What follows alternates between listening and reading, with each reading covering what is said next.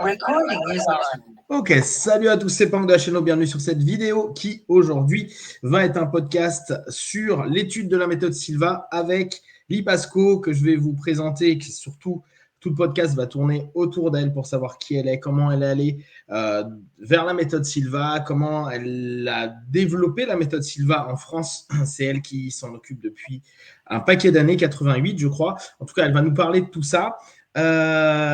Et mon idée donc dans ce premier podcast, c'est vraiment vous présenter Lee pour ceux qui ne connaissent pas Lee encore, et je vous invite vraiment à aller à ses séminaires, à la découvrir, etc. C'est super, elle est ouverte sur plein de choses.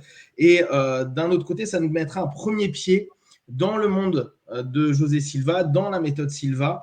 Et au fur et à mesure, on vous fera des podcasts toutes les semaines, toutes les 2 semaines, en allant un peu plus loin dans la méthode, dans les questionnements qu'on peut se poser, toujours avec cette vision d'hypnotiste.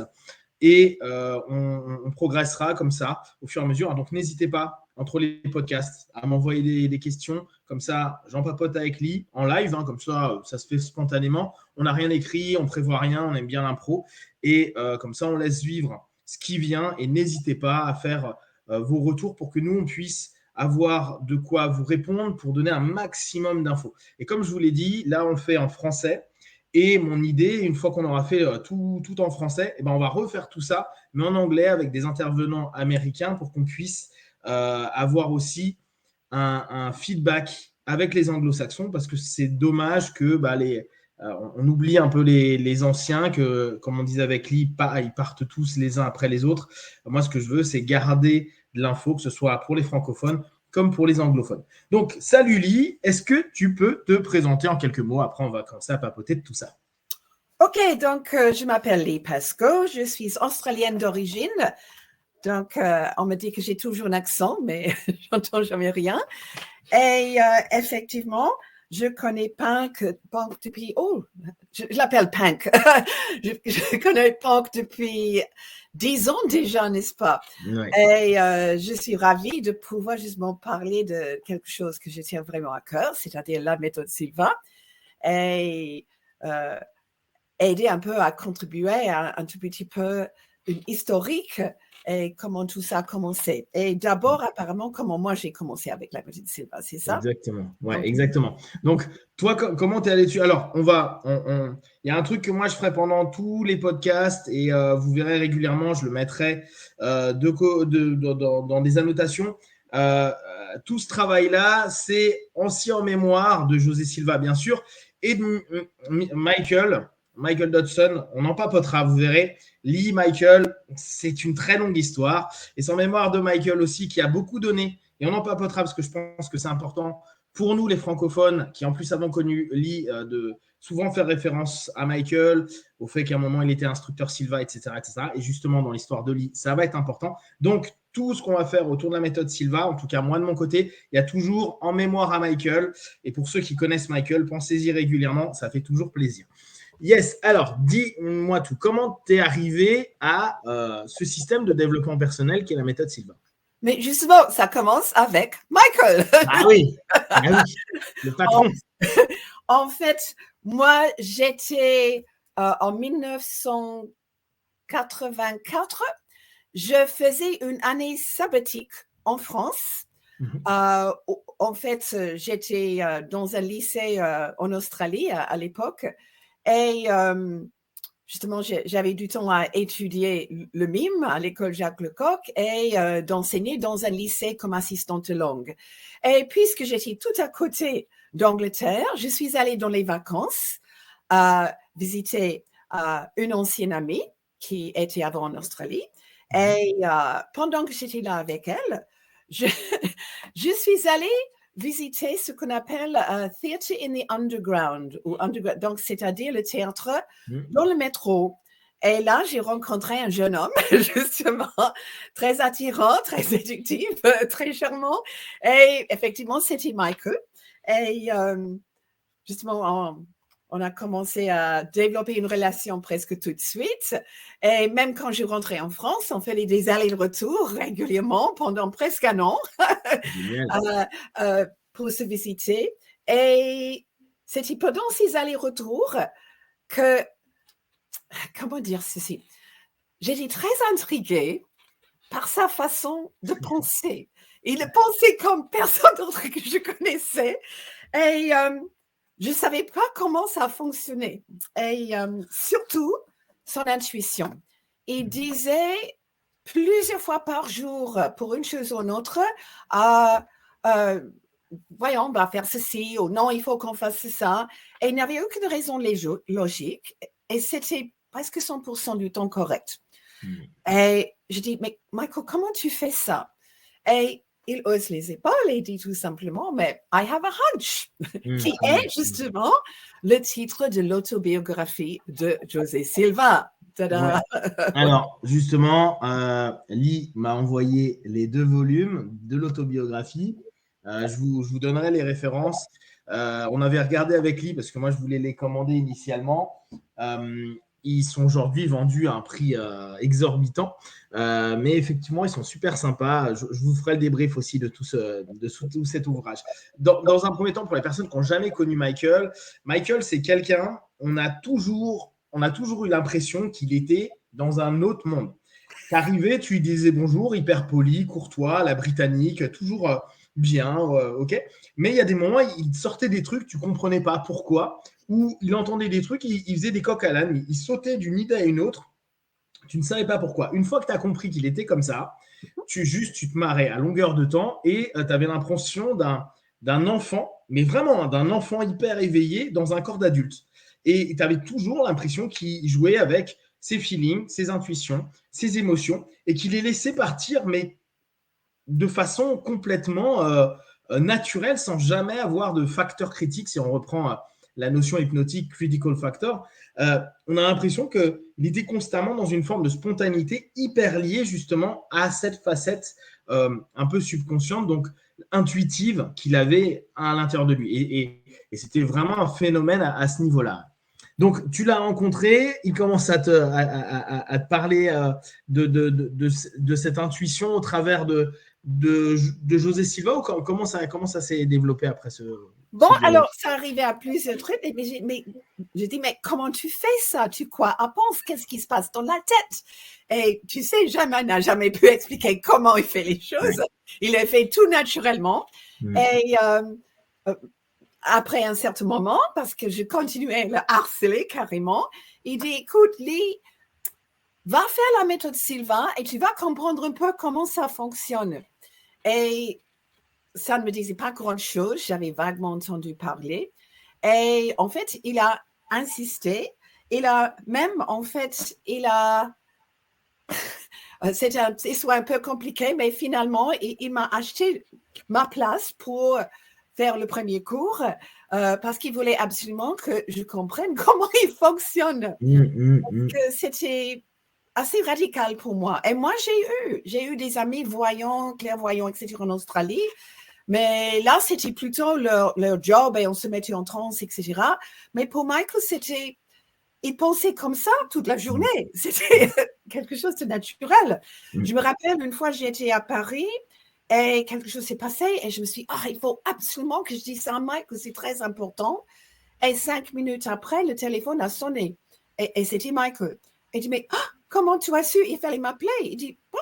Je sentais simplement qu'il fallait t'appeler. Et normalement, il ne m'appelait jamais dans la journée. C'était toujours le soir, il était au travail. Des petits trucs comme ça. Donc, je suis allée faire mon première méthode Sylvain à Londres avec John Newman. Je ne crois pas que tu as rencontré John, mais il est venu à plusieurs reprises à Paris pour enseigner son cours qui s'appelle Money Mind. Et Money Mind, ok. Voilà. Michael avait fait le cours avec d'abord Paul Francella et puis après avec John Newman.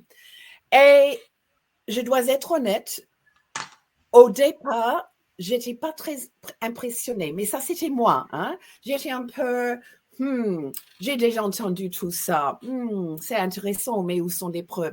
Donc, j'étais vraiment très réticent et j'écoutais quand même, j'ai trouvé assez intéressant, mais je me suis dit c'était de la théorie et tout ça. Mais en dépit de tout, j'ai commencé quand même à pratiquer quelques-unes des techniques. D'abord, juste les petites techniques. Et ma grande surprise, ça a marché.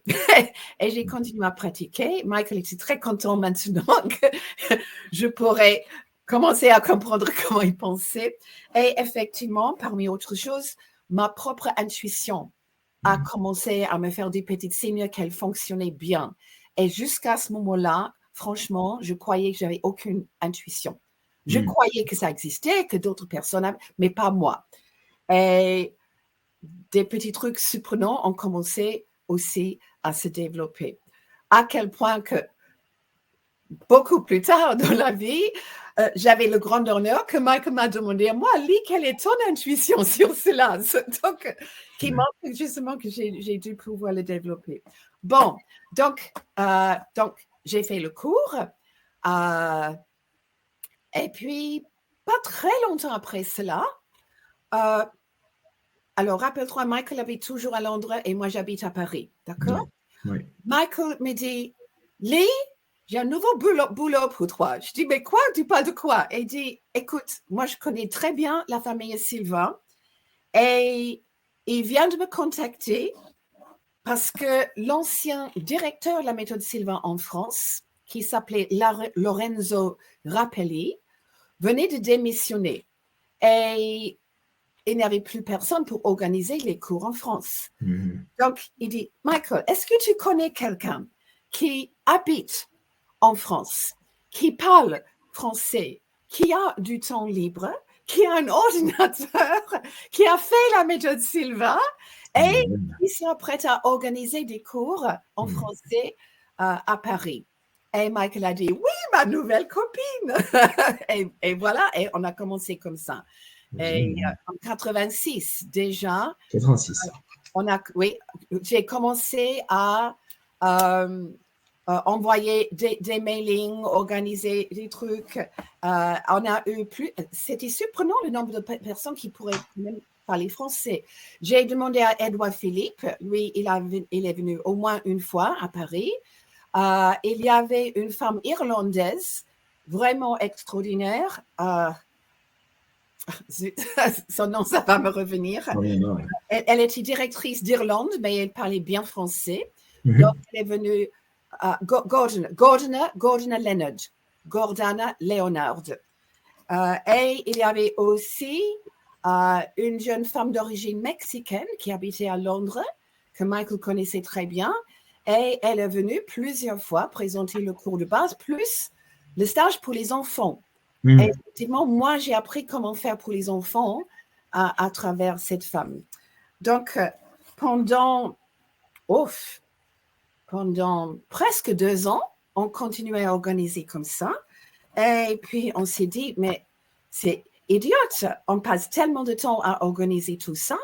Et à cette époque-là, on habitait carrément Paris tous les deux. Donc, pourquoi pas devenir instructeur Sylvain nous-mêmes? Donc, on est allé en 1988, dans le mois d'août, à Laredo, Texas, et on a fait notre formation. Michael aussi est formé instructeur Sylvain. Et je me rappelle, on demandait, il y avait une petite interview à la fin du cours, et on est allé pour voir quelle région était nous accordée. Et puis, des amis, ils disent, ah, mais moi, je peux faire ça à Atlanta. Oh, moi, je... Et Lee, où est-ce que tu vas aller? Je dis, je vais voir. Et on me donne Paris et toute la partie nord de la France. C'est bien.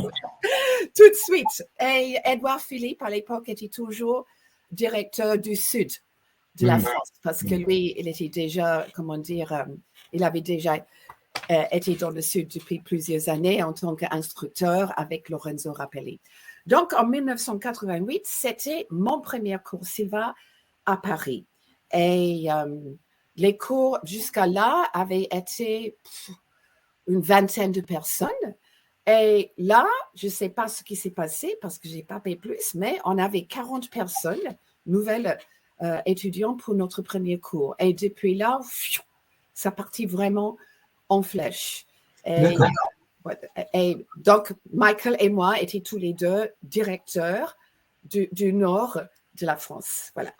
D'accord. Et alors, plusieurs choses. Comment ça a été déjà, tu me disais que Michael connaissait bien la famille Silva. Comment il les connaissait spécifiquement? Donc, il les avait rencontrés plusieurs fois quand il venait à Londres. D'accord. On avait demandé, en fait, qu'il devienne instructeur Silva en Angleterre. Il n'a pas voulu parce qu'il aime être autonome. Il n'aimait pas l'idée de travailler pour un directeur. Donc, je crois qu'il commençait déjà à programmer qu'il serait directeur Silva à cette époque-là. Mais, donc, je sais, bon, il connaissait plein de gens qui travaillaient pour Silva et il avait déjà écrit en fait un tout petit livret avec des dessins pour Silva qui s'appelle Passport to Success. Ah ouais? Avant même qu'on avait devenu instructeur nous-mêmes. Passport for Success. Je vais le trouver la prochaine fois que je suis en France. Ah ouais. Je vais aller le chercher, d'accord? Trop bien. Et parce qu'en fait, bien que Michael travaillait pour une société d'assurance, Ouais. en tant qu'underwriter, je ne sais pas comment dire ça, son éducation, c'était dans une école d'art. Au départ, il voulait être artiste. Donc, il a créé tous les petits dessins pour le Passport to Success. Donc, il était en contact régulièrement et c'est pour ça, effectivement, qu'on a demandé à Michael, est-ce que tu connais quelqu'un? D'accord. Et comment tu as trouvé, alors, tu vois, justement, dans I Have a Hunch, en 84, il disait il y avait déjà 6 millions de personnes qui avaient été formées à la méthode Silva, donc c'était quand même un système qui s'était énormément développé. 66, il a fait son premier cours ouvert, entre guillemets, parce qu'avant, il faisait des tests, entre guillemets. Donc, entre 66 et 84, 6 millions de personnes. Donc, c'est quand même assez énorme. Toi, tu me disais que tu en avais entendu parler, mais bon, tu n'y avais pas porté plus attention que ça. À l'époque, quel impact ça a eu quand tu as proposé ça en France? Donc, ça existait parce qu'il y a déjà un Français qui s'en occupait, mais comment c'était reçu la méthode Silva dans les années 80 en France?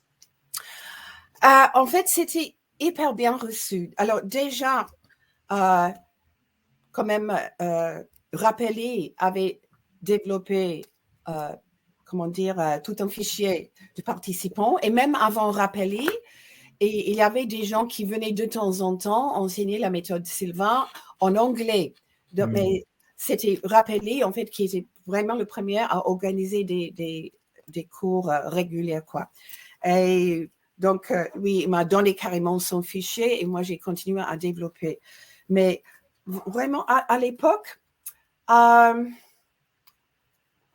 c'est vrai qu'il y avait d'autres cours, mais à l'époque, c'était toujours un des seuls séminaires vraiment comme cela, qui était tout un package ensemble de tellement de choses avec lequel on pourrait commencer tout de suite à améliorer sa vie le jour même, quoi. On n'avait pas besoin de continuer à étudier philosophie, c'était vraiment des petites techniques rapides, etc.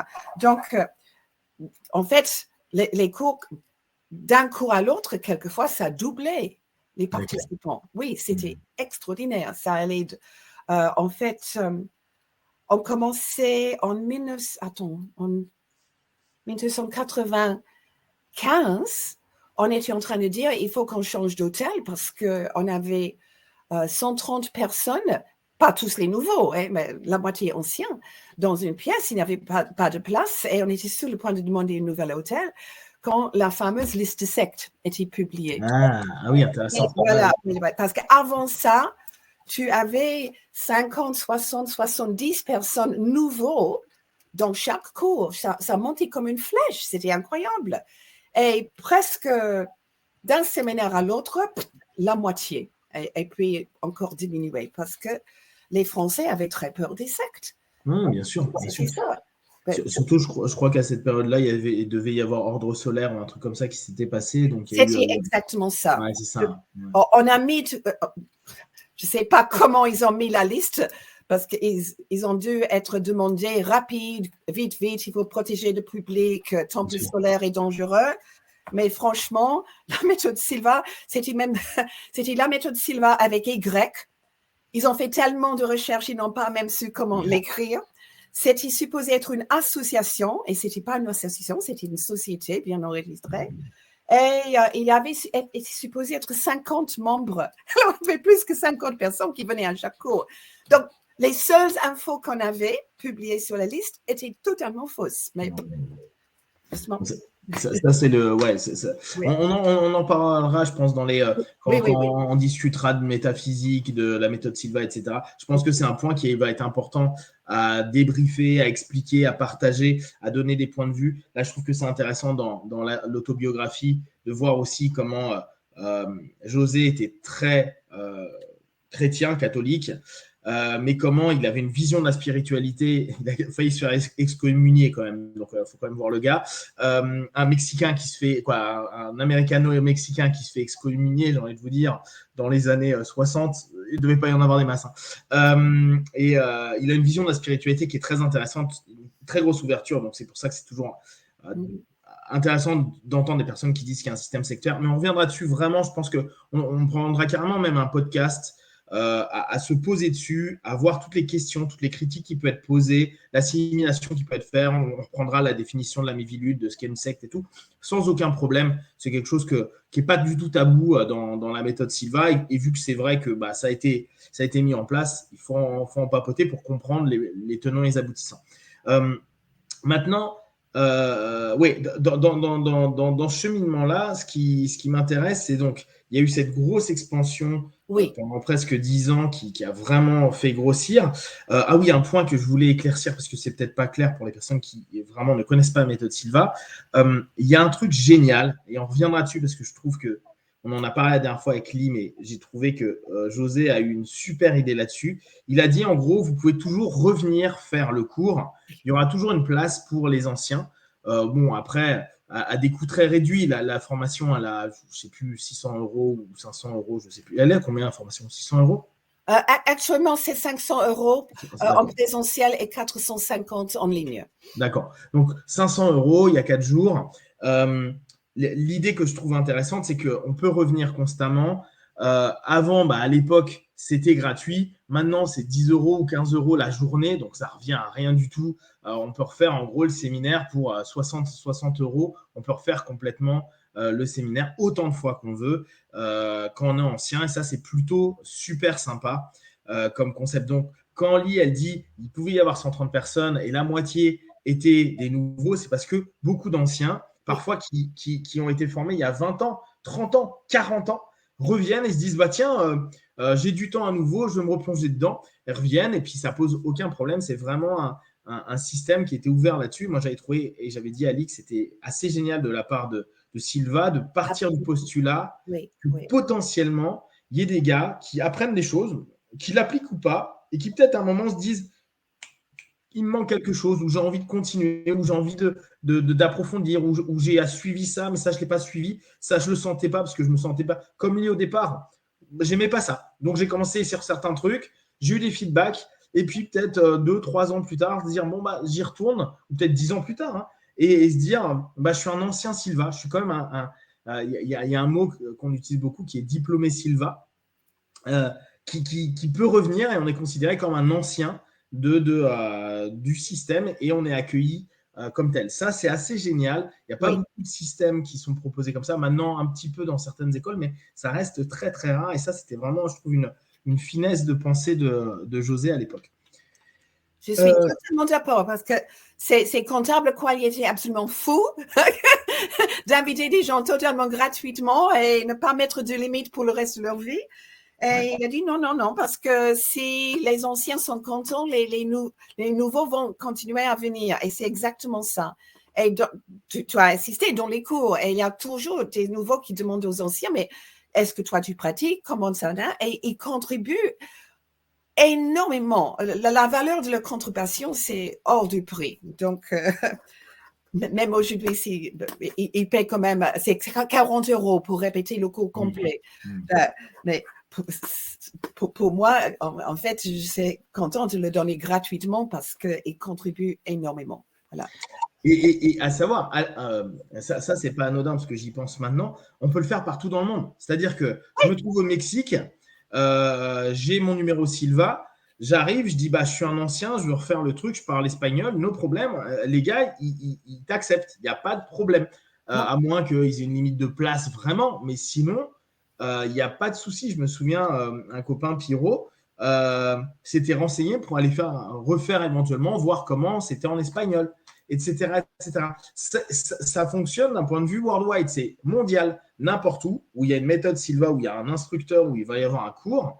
Vous, en tant qu'ancien, vous pouvez y aller. Ça, je trouve ça, c'est cool. Quand on connaît la PNL, par exemple, où il y en a partout dans le monde, on peut être même de la même fédération. Tu vas dans une autre école, on te refait payer toute la séquence, normalement, au prix d'apprenant. C'est quand même assez… quoi. L'idée est assez géniale.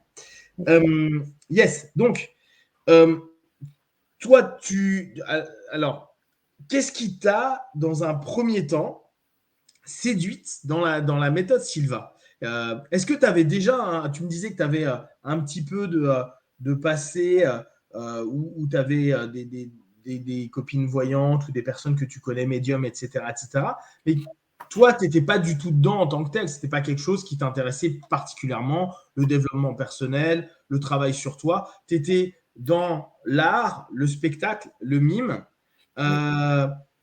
Qu'est-ce qui t'a Et l'enseignement. Et l'enseignement, ouais. Voilà. Et qu'est-ce qui t'a fait vraiment vibrer avec cette méthode? Qu'est-ce qui t'a vraiment absorbé, hormis un Michael, complètement Michael? En fait, j'étais toujours très intriguée par la philosophie, la psychologie, comment fonctionne le cerveau, quoi, mais toujours d'une façon un peu abstraite, si tu veux. Je lisais plein de livres là-dessus et je dois dire que la méthode Silva, quand je l'ai fait moi-même pour la première fois, c'était la première chose qui a vraiment fait un contact avec la vie quotidienne. Alors, je me rappelle, j'ai essayé d'expliquer à l'époque, c'était comme si il y avait toutes ces magnifiques connaissances là-bas dans le ciel et moi, j'habite ici sur la terre. Et c'est deux mondes totalement différents. Ils ne se connectent pas. Et puis, la méthode Silva, c'était comme l'éclair, le coup de tonnerre qui a connecté le ciel avec la terre. Et maintenant, les deux choses fonctionnaient ensemble. Et un tout petit truc comme si je veux me réveiller à 7h15 du matin, je me réveille à 7h15 pile. Ça, c'était chouette de vie quotidienne, mais ça a aussi ouvert toute cette idée. Mais tiens, ça veut dire que je peux littéralement donner des ordres à mon cerveau et il va les suivre à la lettre, même quand moi, je suis endormie, quand ma conscience n'est plus présente. Et donc, pour moi, même les toutes petites techniques ouvraient des possibilités extraordinaires sur toutes ces questions. Qu'est-ce que c'est la conscience humaine? Et de quoi est-ce qu'il est vraiment capable? Et comment est-ce que nous sommes tous, en fait, connectés les uns aux autres, surtout quand on fait justement l'intuition et le travail des cas à la fin du cours. C'est intéressant parce que, en fait, tu mets en avant ce que beaucoup d'écoles en hypnose mettent en avant, où on dit constamment à nos apprenants, faites, pratiquez. Là, dans un travail de dev perso, c'est vrai que parfois, moi j'ai fait plein d'écoles, on peut très rapidement rentrer dans un espace ésotérique, un espace assez abstrait, sur plein d'éléments, d'entités, de mots, de noms, de couleurs, etc. Mais qui reste aussi parfois assez abstrait. Et quand nos instructeurs nous disent, vous n'avez qu'à pratiquer, tu dis, OK, mais bon, je ne veux pas faire un nettoyage des chakras comme ça demain matin en me levant, tu vois. Alors qu'effectivement, la notion de, alors nous, on va le reprendre avec notre sémantique hypnotique, mais d'autosuggestion, d'exploitation d'une transe pour orienter, et le mot qui est utilisé en Silva, c'est programmer. Programmer, il faut que vous gardiez en tête, je ferai certainement un petit lexique, mais programmer, c'est l'équivalent de se suggérer, s'auto-suggérer ou hétéro-suggérer, mais la plupart du temps, on nous programme une première fois, on nous donne des suggestions et après, on devient nous-mêmes indépendants dans notre programmation. Et c'est un des gros plus du système, c'est qu'on n'est pas dépendant d'un instructeur, pas dépendant d'un hypnotiste, pas dépendant de n'importe qui. Tu le fais par toi-même. Et effectivement, cette ouverture en pratique, là, il n'y a pas un mensonge. C'est D'ailleurs, c'était marrant, la dernière fois, je suis venu te voir. Tu reprenais le cours. Qui est-ce qui a hier testé justement le réveil? Il y a 2-3 gars qui disent moi, ça n'a pas marché. OK. Puis là, il y a 2-3 autres personnes qui disent moi, ça a fonctionné. Cool. Ils ont du jour au lendemain un feedback concret en se disant moi qui me réveille jamais, moi, quand n'entends pas mon réveil, je me suis réveillé 2 minutes avant mon réveil. Cool. Coup de chance ou pas. N'empêche qu'il y a à ce moment-là une programmation, une intention, donc autosuggestion, répétition dans un état de transe avant de dormir, et il y a un résultat concret le lendemain. C'est quand même, en hypnose, on peut appeler ça un convinceur, convaincre quelque chose. La beauté de la méthode Silva, et vous le verrez quand on va la décomposer avec lui, c'est que justement, il nous fait comme une séance d'hypnose, il nous fait un convinceur, un pré-test, des convinceurs à comment se souvenir de certains éléments avec les crochets mémoriels, etc., qui est très concret. Ça nous convainc que c'est pas bête, en fait, ce qui est dit. Et au fur et à mesure, on arrive vers des éléments qui sont plus abstraits. La construction de la méthode en tant que telle est une séance d'hypnose de 4 jours. C'est absolument génial. Ça, on vous le décomposera, on prendra notre temps pour bien vous l'expliquer, mais c'est génial. Cette notion que met en avant Lee, je pense qu'elle est essentielle et ça marche pour la méthode Silva et bien sûr pour toutes les méthodes que vous mettez en place. Pensez constamment à avoir cette idée de mettre en pratique. Je pense que la beauté de Silva, c'est qu'il a tenté de générer rapidement, là je lisais encore tout à l'heure une partie, je suis quasiment à la fin du deuxième ouvrage de la biographie, il disait au départ pour former Isabella, qui est sa première fille, qui a été un petit peu le moteur de l'orientation clairvoyance qu'il a mis en avant. On reviendra sur la sémantique ultérieurement pour pas que vous partiez en vrille dans tous les sens. Mais clairvoyance, c'est en gros dire quelqu'un qui suit ses intuitions. En gros, si on le refait dans notre modèle auto-hypnose, qui est capable d'écouter son subconscient, qui donne de l'information. D'accord ? Je suis en auto-hypnose et à la place d'être tout le temps en train de dire fais ça, programmer, pour une fois, je propose quelque chose, j'attends la réponse. Comme on fait en méthode d'auto-hypnose. Et Isabella a été particulièrement douée pour ça, très douée. Et il dit, j'ai mis 3 ans à la former. 3 ans pour qu'elle ait des feedbacks intéressants. Après, il dit, j'ai mis 10 ans, entre 53 et 63, pour former 39 personnes, 39 clairvoyants. 39, d'accord ? Ce qui, en 10 ans, c'est pas énorme. Ça en fait 4 par an. OK. Et après, il a dit, j'ai réussi à créer un programme en 48 heures, globalement, qui après, il a encore amélioré, pour permettre des personnes à avoir des feedbacks concrets, réalistes, palpables. Et ça, c'est un des gros plus de la méthode où, avec cette notion d'exploitation de trans, de suggestion, de travail et cette intention d'arriver vers du retour pragmatique, on va avoir ce côté où on se dit c'est plutôt pas mal. Quand je teste, il se passe quelque chose. Et quand je répète, ça recommence. Et ça, je pense que c'est un des gros plus du système où en peu de temps, tu vois qu'il y a un vrai retour sur l'investissement énergie, temps que je viens de mettre dessus. Ça, c'est vraiment intéressant. Après, quand tu as commencé un peu à maîtriser le système, qu'est-ce que tu as préféré ? Qu'est-ce qui t'a plus plu ? C'est prendre 3 fois par jour un quart d'heure pour retourner dans ton labo ? C'est peut-être tes conseillers, ton labo. On viendra ultérieurement sur toutes ces sémantiques-là, mais qu'est-ce qui, toi, t'a le plus plu ? Est-ce que c'était justement faire tout ton travail sur la projection subjective ? Comment tu vois tout ça, toi ? Oh là Voilà. En fait, c'est très difficile de dire est-ce qu'il y avait une ou deux techniques qui vont vraiment passionner parce qu'on avait tellement.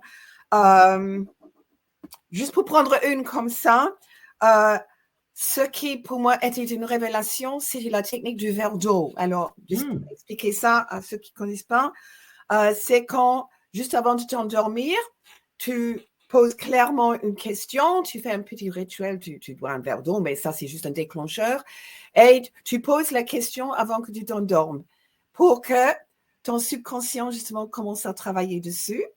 Et l'idée, c'est que tu lâches prise complètement, tu ne fais plus rien et quelque chose se passe, et je peux te dire, ça se passe vraiment, boum, des fois, qui te donne la réponse dans les 24 heures. Alors, avant de faire la méthode Silva, j'étais une de ces personnes qui souffraient des angoisses d'indécision.